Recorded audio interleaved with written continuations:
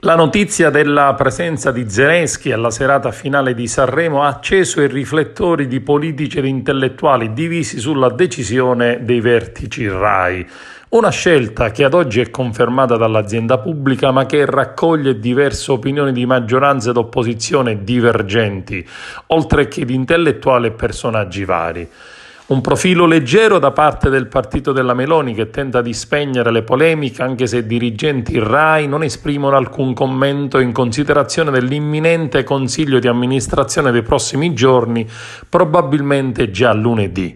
Bruno Vespa rilancia e difende la scelta, con il desiderio del presidente ucraino di intervenire a Sanremo, e dichiara: "Non capisco francamente tutto questo".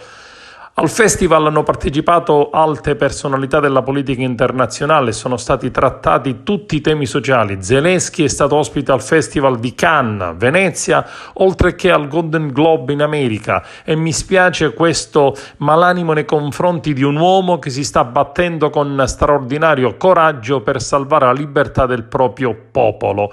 Tutto resta confermato. Il videomessaggio registrato di un paio di minuti dovrebbe andare in onda nella serata finale di sabato dopo la gara, ma prima dell'esibizione dei 5 cantanti che entreranno nella shortlist, quindi in tarda serata.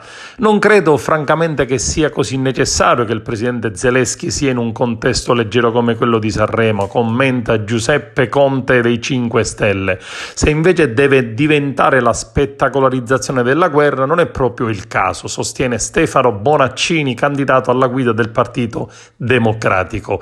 Critico anche Carlo Calenda, che dice: "Ci sono pochi dubbi sulla nostra linea di sostegno all'Ucraina. Ritengo tuttavia un errore combinare un evento musicale con il messaggio del presidente di un paese in guerra. Favorevoli invece alcuni esponenti del Partito Democratico come Matteo Orfini e Alessandra Moretti, oltre al presidente della Liguria Giovanni Toti". L'associazione utenti dei servizi radiotelevisivi ha presentato intanto una diffida alla RAI in cui si chiede di non consentire la partecipazione del leader ucraino perché l'Ariston non può diventare palco per propaganda politica.